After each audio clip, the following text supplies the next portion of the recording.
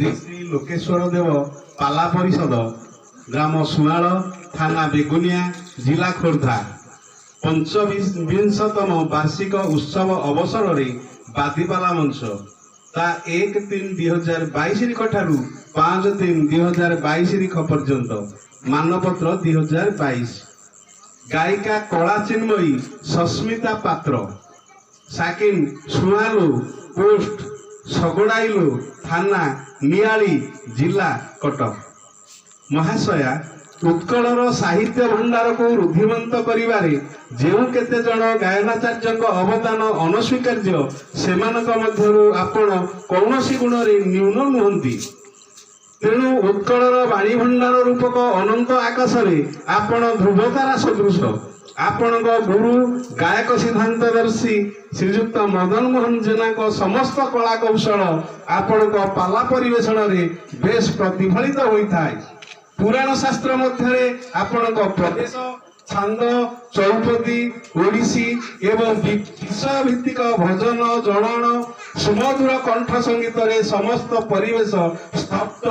चकित होई आत्मविभोर हेबा सह आपणकर स्तावक पलटि जाती।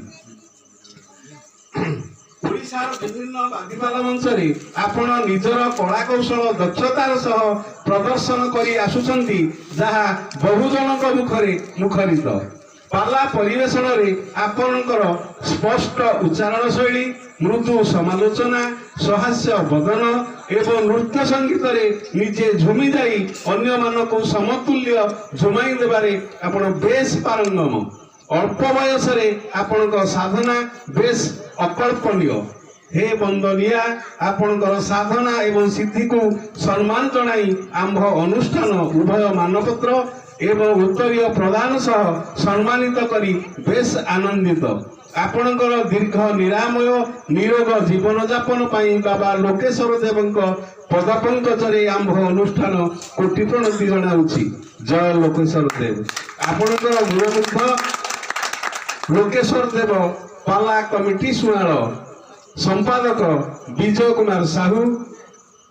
सभापति मनोज मंगराज मुख्य अतिथि कविकेतन गौरचरण सामंत सिंहार सम्मानित अतिथि दीनबंधु पंडा।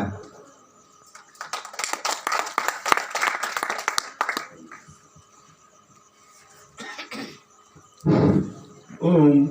श्री श्री लोकेश्वर देव पाला परिषद ग्राम सुनाल थाना